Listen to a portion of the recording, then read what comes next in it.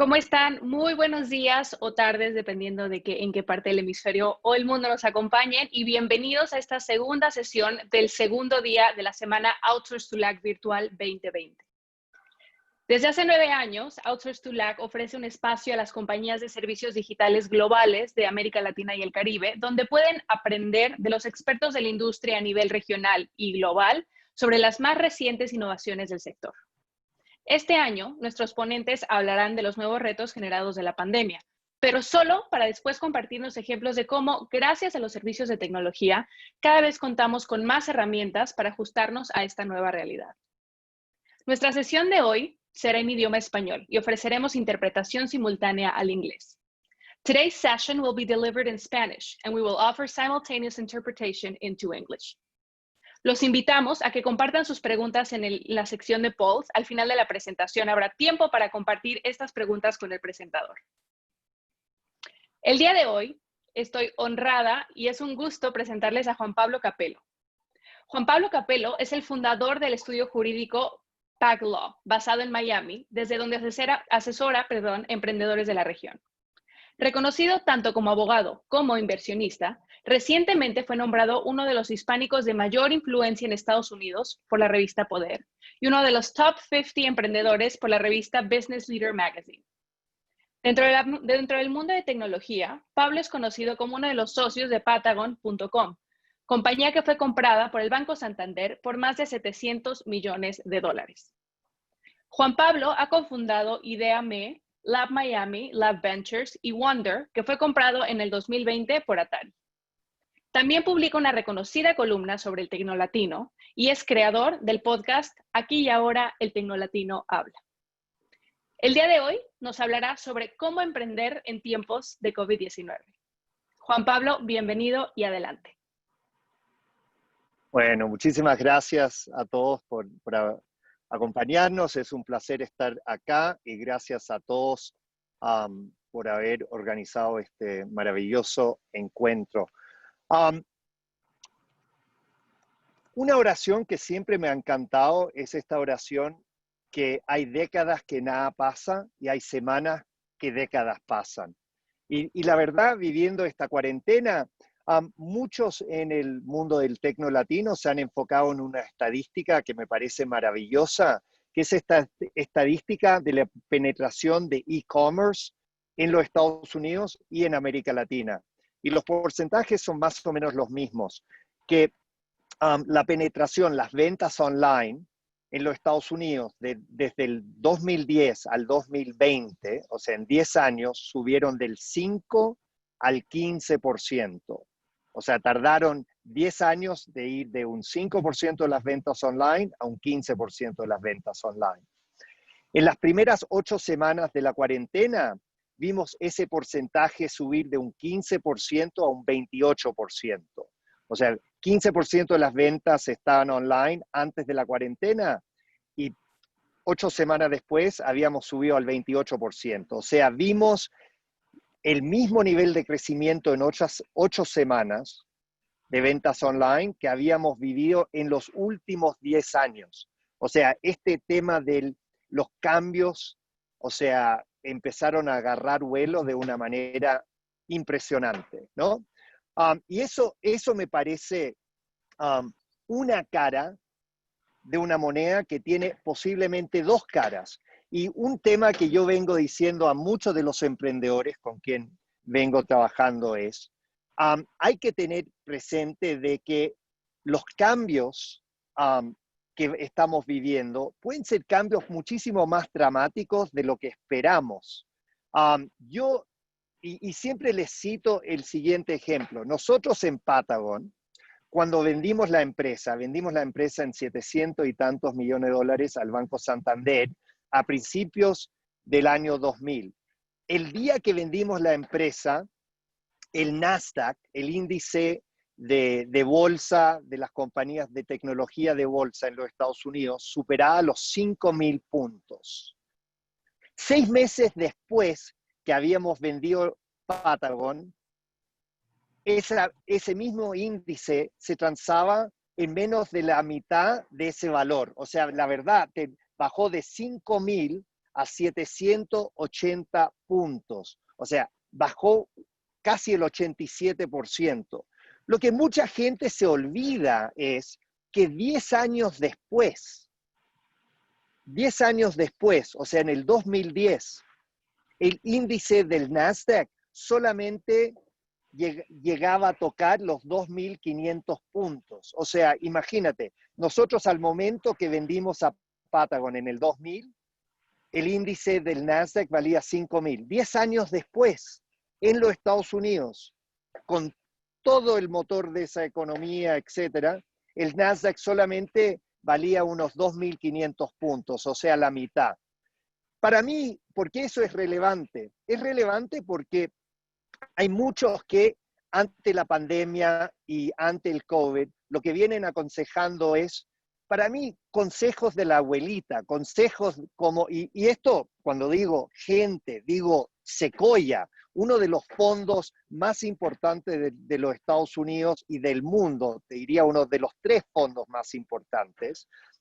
Ellos sacaron, justo al principio de la pandemia, hicieron un post online que les recomiendo a todos los que nos están acompañando que lo escuchen, que se llama Coronavirus, el cisne negro del 2020. Y si ves los consejos, sí, son consejos de la abuelita, o sea, aconseja temas bastante obvios, que oye, hay que apretarlo el cinturón, hay que cortar gastos, hay que enfocarse en las ventas, pero la verdad para mí implícito en los consejos de ellos es de que esta situación que estamos viviendo el día de hoy es una situación pasentera, una situación que va a durar meses y de repente un año y después vamos a volver a la normalidad. Lo que a mí me hace pensar mi experiencia que viví en carne y hueso en lo de Patagon es que hay situaciones como esta que no se resuelven en un año, que a veces se resuelven en una década. Y por eso vuelvo a este refrán de que hay décadas que nada pasa y hay semanas que décadas pasan. Y para mí podemos estar entrando en una situación en que vamos a tener una década en el tecno latino muy distinta a la década que acabamos de vivir. La década del 2000 al 2010, nada pasó.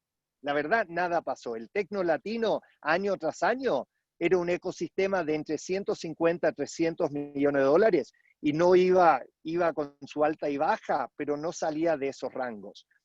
En los últimos 10 años hemos visto el tecno latino con una tendencia así, donde vale 20 a 30 veces más de lo que valía 10 años antes. O sea, el año pasado el tecno latino llegó a ser un ecosistema medido por montos invertidos de unos 4.2 miles de millones de dólares. Fuimos en el 2010 de unos 150 a 300 millones de dólares de plata invertida, 10 años después, o menos de 10 años después, en el 19, con 4.2 miles de millones de dólares invertidos. Y hay que tener presente de que el ecosistema duplicó del 2018 al del 2017 al 2018, fue de 700 millones de dólares a 1.8 miles de millones de dólares, y del 2018 al 2019 fue de 1.8 a 4.2 miles de millones de dólares. O sea, ¿qué consejo le estoy, o cuáles son los consejos que yo le estoy dando a los emprendedores el día de hoy para enfrentar lo que pueda ser esta nueva realidad y que pueda ser una realidad que tengamos que enfrentar, no sé si por los próximos 10 años, pero de mi perspectiva por varios años más? Esos consejos son bastante sencillos. Uno, me parece de que Silicon Valley, que viene gracias a SoftBank y algunos fondos basados en los Estados Unidos, o por lo menos en el caso de SoftBank en Japón, que ellos van a empezar a enfocarse en proteger el portafolio de compañías a las cuales ellos ya han invertido. O sea, para mí, estos megafondos no vamos a seguir viendo estas megas inversiones que hemos visto en compañías que son extraordinarias como Rappi, Nubank, Globant, etc.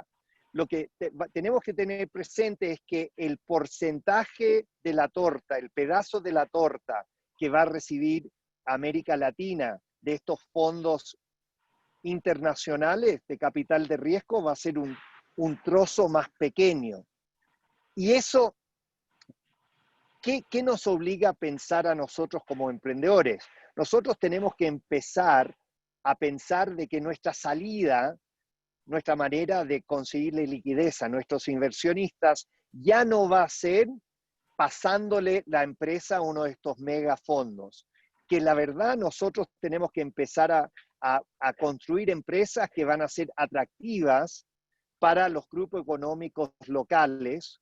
Esos grupos económicos locales normalmente compran empresas entre 2 a 25 millones de dólares. Los fondos grandes o los estratégicos grandes multinacionales compran empresas en un rango de 25 a 250 millones de dólares. O sea, más del 97% de las empresas que son compradas en los Estados Unidos, compañías palanqueadas por tecnología, son empresas que se compran entre 25 a 250 millones de dólares. O sea, hay muchos emprendedores de la región que llevan 10 años tratando de crear compañías que valgan esa cantidad de plata para poder encontrar una salida a valorizaciones de 25 a 250 millones de dólares. Para mí, yo como emprendedor, ahora voy a empezar a construir compañías que yo feliz las pueda vender entre 2 a 25 millones de dólares, porque estos son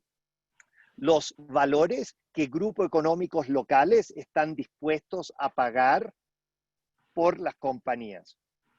El tercer consejo, observación que le tengo a los emprendedores con quien yo vengo trabajando y consejos que yo sigo como emprendedor cuando estoy creando una compañía es: las rondas de capital semilla, gracias a este crecimiento de unos 150, 300 millones de dólares a los 4.2 miles de millones de dólares que fueron invertidos en el Tecno Latino el año pasado, hemos visto que las rondas de capital semilla se han disparado, que la típica ronda de capital semilla hace 10 años atrás era una ronda de 25 a 50, a veces 100 mil dólares. Eso era el capital con quien el típico emprendedor con algo de preparación, con algo de experiencia, lograba captar para montar la versión 1.0 de su producto, el famoso Minimum Viable Product. Lo que hemos visto en los últimos años es que estas rondas de capital semilla muchas veces han sido rondas de 150 a 250 millones de dólares. Eso para mí es muchísima plata. Y para mí, ante esta situación que estamos viviendo el día de hoy, y para mí una situación que de repente no se va a resolver cuando se encuentre una vacuna aquí a un año y medio, es que deberíamos empezar a pensar en rondas iniciales de capital, estas famosas rondas de capital semilla, de rondas que son de 50 a 100 mil dólares. O sea, el desafío que yo le pongo sobre la mesa a los emprendedores con quien yo estoy hablando es: oye, en vez de pensar qué puedan hacer con 250.000 a $1.000.000, piensan lo que puedan hacer con 50 a $100.000 y realmente empezar en enfocarse en qué producto puedan crear, cómo puedan arreglarle un problema a la gente del pueblo en nuestro continente con esa suma de plata. O sea, para mí, lo que hay que tener presente es que muchas veces nosotros estamos acostumbrados en que las líneas de crecimiento sean así, bastante lineal. Y lo mismo, que cuando hay un problema, bueno, es un problema que se resuelve en, si no semanas, en meses o como mucho en un año. El tema acá es, yo he vivido lo que fue el ciclo del 2000 al 2010, que fue un ciclo en que en 10 años casi nada cambió. Después vivimos lo que fue el ciclo del 2010 al 2020, que fue una línea de crecimiento increíble. Y la verdad, al final de la década, donde estamos duplicando lo que era el tecno latino año tras año. Para mí, la historia de los 20, o sea, que se está por escribir en los próximos 10 años, va a ser una historia en que, por lo menos por los primeros años de esta década, vamos a ver, no sé, o sea, o sea, yo obviamente no tengo el diario del lunes, pero por mi punto de vista, vamos a ver que la recuperación, entre comillas, de los dólares invertidos al tecno latino va a ser bastante más paulatina de lo que muchos de nosotros esperamos. Y ante esa posibilidad, me parece lo que tenemos que hacer es aceptar de que va a haber menos capital disponible y eso, la verdad, nos obliga a nosotros pensar de una manera más creativa y darnos cuenta de que Silicon Valley no nos va a salvar. Lo que nos va a salvar y que lo que nos va a permitir que nosotros sigamos emprendiendo y creando un tecno latino que realmente sea un tecno latino viable, para nosotros es, uno, creando compañías con menos capital que resuelvan un problema a lo que es la realidad de nuestro continente, que no es un continente tan adinerado. Y segundo, pensando en cómo podamos crear compañías que se puedan vender y ser atractivas a los grupos económicos, los grupos industriales que operan en nuestra región. Y con eso concluyo. Estoy totalmente abierto, encantado en contestar cualquier pregunta que tengan. Les vamos a compartir. Yo publico unos artículos en la Tamles, en inglés, los republico en español en LinkedIn. Tengo el podcast, aquí y ahora el Tecno Latino Habla. Eso ha tenido bastante buena repercusión. He entrevistado figuras como Alex Oxenford de Remate, de OLX, etcétera. Y les invito a todos ustedes que nos acompañen en el podcast. O sea, con eso cedo la palabra y encantado en contestar las preguntas que tengan. Muchísimas gracias, Juan Pablo. Súper interesante la charla. Ha habido muchísima tracción, definitivamente muchas ideas, muchas preguntas entre el público. Entonces, te vamos a hacer algunas y vamos viendo para cuántas nos da tiempo. La primera, y es algo que es como muy atractivo, obviamente, para todos, es ¿cuáles son las características del perfil del emprendedor que resultan más importantes para estos fondos de capital de riesgo cuando están evaluando escoger propuestas y en qué ponen especial atención, o sea, sobre todo en el perfil en cuanto al perfil del emprendedor? Mira, una de las cosas que gracias a Dios por fin está cambiando, y aquí voy a ser muy honesto, es que en Silicon Valley es un universo muy poco diverso. Y por eso yo estoy basado en Miami y emprendo desde Miami. Porque la realidad con los fondos en Silicon Valley, solamente tienes que mirar los números. Menos del 10% de las compañías a los cuales ellos invierten tienen un cofundador que sea mujer. Menos del 1% un cofundador que sea una persona de color, o sea, negra. Y menos del 2% gente latina. O sea, lo que hay que reconocer es que Silicon Valley el día de hoy tiene un gran problema, que los que manejan los fondos tienden a ser hombres blancos, invierten en otros hombres blancos que han estudiado en las mismas universidades que ellos. Y por eso la realidad es que si tú miras los perfiles de muchos de los fundadores que han recibido estas sumas de plata importantísimas de los fondos de Silicon Valley, son gente latina, pero que han estudiado en Harvard, MIT, Stanford. Y eso me parece muy mal. Lo que uno tiene que darse cuenta es que hay fondos basados en América Latina que entienden mucho más la realidad de nuestro continente, por ejemplo, Kasek Ventures, Monaxis en Brasil, NIXTP, muchos fondos en Chile sembrados por Corfo, fondos en Colombia que son muy auténticos y que entienden la realidad en Colombia. México tiene su propio ecosistema de fondos. Y para mí, muchos emprendedores de la región cometen un error de tratar de pegarse un salto e ir de una a Silicon Valley. Y para mí lo que uno tiene que hacer es empezar convenciendo los fondos locales que entienden lo que es la realidad en nuestro continente, que esos fondos tienen la capacidad de poner cheques de 500,000 a 1 millón o 2 millones de dólares, que uno hace una pequeña ronda Serie A, eso se considera una pequeña ronda Serie A para propósitos de Silicon Valley, pero después uno puede ir y tocarle las puertas a los fondos de Silicon Valley, acompañados por este fondo que les ha invertido y que es gran hincha y gran apasionado del proyecto a nivel local. Y eso me parece la mejor manera de tratar de acercarse a los fondos grandes de Silicon Valley. Y mira, yo tengo mucha expectativa que por las manifestaciones que hemos visto en los Estados Unidos en los últimos meses, por lo de Black Lives Matter, de que hay una conciencia que ojalá por fin le llegue a los fondos de Silicon Valley, de que no puedan seguir invirtiendo en gente que luzca y que hayan sido educados de la misma manera de que la gente que tiene el capital, que manejan el capital. Sí, totalmente y definitivamente hay todavía mucho camino por recorrer, pero o sea, das recomendaciones muy, muy útiles para los latinoamericanos. Otra pregunta que surgió es, ¿qué recomiendas a los emprendedores que ya recibieron una primera ronda de inversión, pero con el cambio de contexto no han podido acceder a la segunda ronda?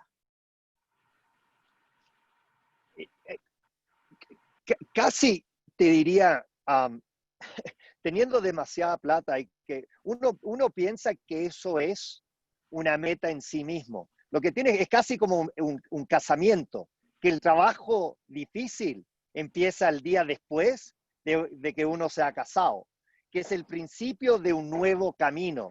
Lo que uno tiene que tener presente es, cada vez que uno levanta capital, los inversionistas esperan que la próxima vez que estés levantando capital, estás levantando capital a una valorización 3 veces por encima de lo que fue el último levantamiento de capital. O sea, si uno levanta capital valorizando la compañía en $1 millón, la próxima vez que levantes capital, el mercado espera de que tú vas a estar levantando plata a 3 veces esa valorización. O sea, el problema es, y una estadística que muy poca gente tiene presente es, el 70% de las compañías que logran levantar más de $1 millón de un fondo de Silicon Valley fracasan. Déjame volver a decirles. 70% de los emprendedores que logran levantar por encima de $1 millón de fondos de Silicon Valley fracasan. O sea, ¿qué emprendedor que nos está escuchando el día de hoy? Se sentiría que era un rockstar si lograra ir a Silicon Valley y convencerle a un fondo de ahí que le meta por encima de $1 millón. Y estadísticamente, la probabilidad de fracaso es el 70%. O sea, para mí, la meta no tiene que ser levantar plata. La meta tiene que ser crear un negocio sustentable que le resuelva un problema de verdad a lo que es la gran masa de nuestro público, de nuestro pueblo. Y si logramos eso, vamos a tener compañías que todo el mundo va a querer acompañar y fondear. El problema es con este crecimiento tan notable en los últimos 10 años, desafortunadamente en el tecno latino hemos terminado con muchos entrepreneurs, emprendedores que están mucho más enfocados en subir fotos en Instagram de cómo están emprendiendo, están jugando el juego de venture capital, levantando capital, y relativamente pocos emprendedores enfocados en estar en las trincheras, tratando de resolver, encontrar una solución para resolverle un problema de verdad a lo que es la gran masa de la gente en nuestro continente.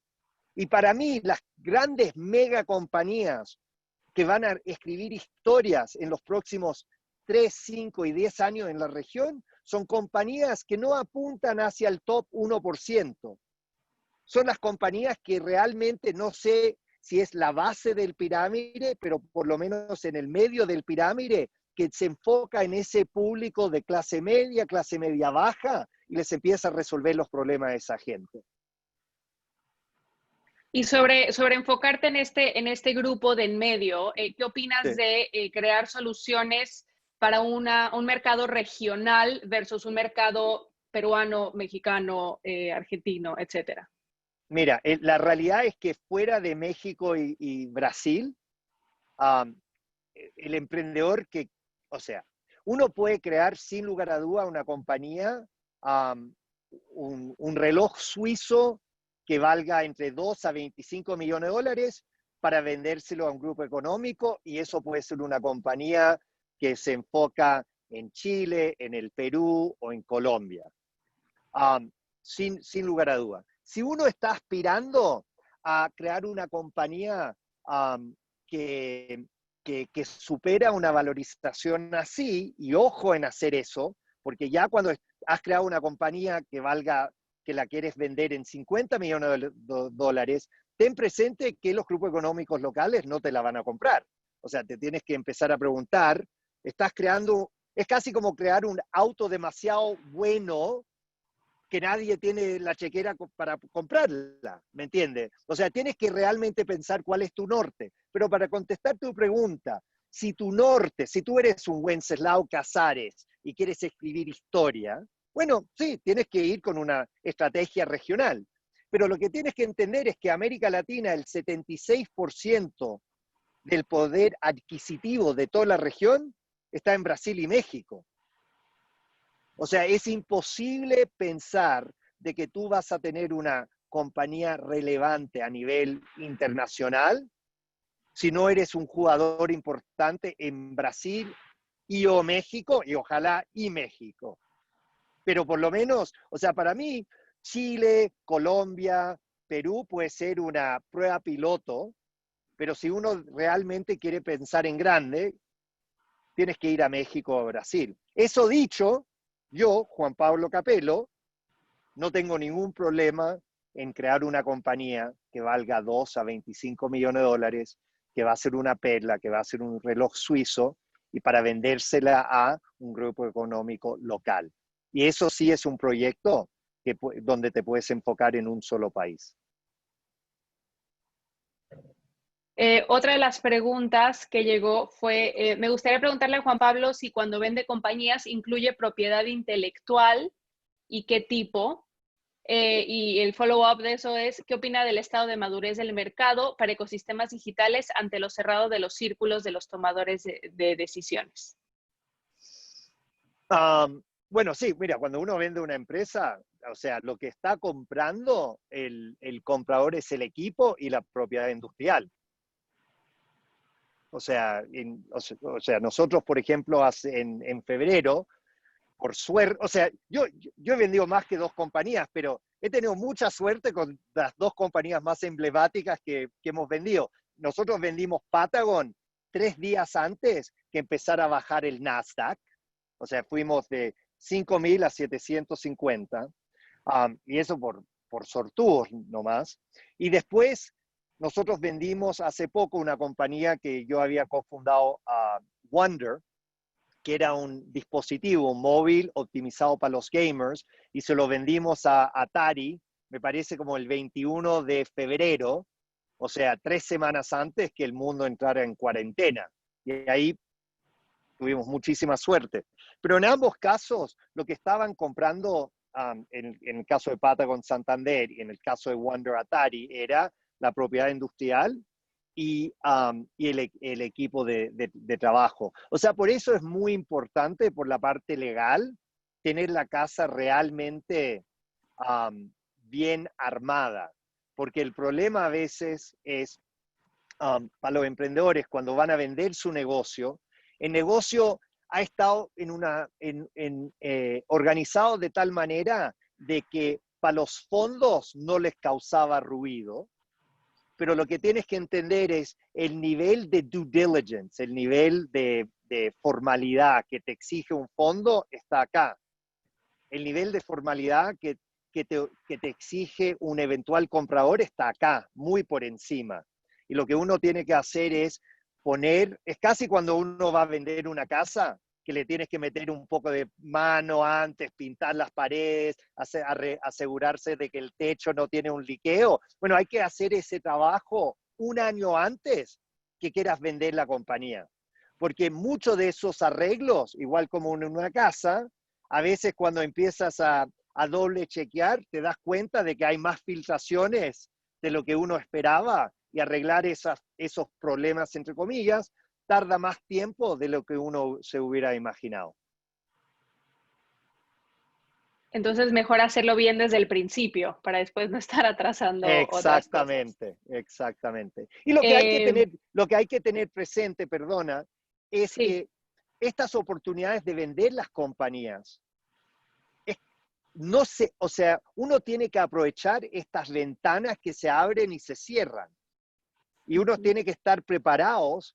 O sea, por ejemplo, nosotros nos hubiera encantado vender Wonder 2 años antes, pero o el mercado no está listo o nosotros no estamos listos. O sea, necesitas como que 3 cosas se den a la vez para poder vender una compañía. Uno, la compañía tiene que estar en condiciones para ser vendida. O sea, la casa en orden, tiene que tener Ujú, todo ujú. armadito, la atracción de ventas tiene que estar enseñando una buena curva de crecimiento y todo. Pero hay factores fuera de tu control ahí. Después tienes que encontrar un interesado, que también hay compañías que en algún momento esta industria puede estar castigada y por ende nadie de esa industria está saliendo a Comprando. comprar, etc. Y después hay estos temas de macroeconomía, como la estamos viviendo ahora. ¿Me entiendes? ¿Quién está comprando una compañía y pagando un Mm, buen precio el día de hoy? Nadie. Entonces el ujú. mercado está totalmente cerrado el día de hoy.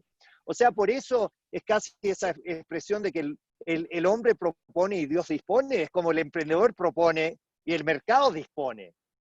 Y tienes que, o sea, uno no puede decir, es gracioso porque acabo de publicar un artículo que les recomiendo a los que nos están acompañando que lo lean, que tiene que ver um, con estos emprendedores que han levantado cientos de millones de dólares en la región. Y cuando yo hablo con muchos de ellos acerca de, oye, ¿y cuándo vas a vender tu compañía? Me dicen, no, che, aquí a 2 años.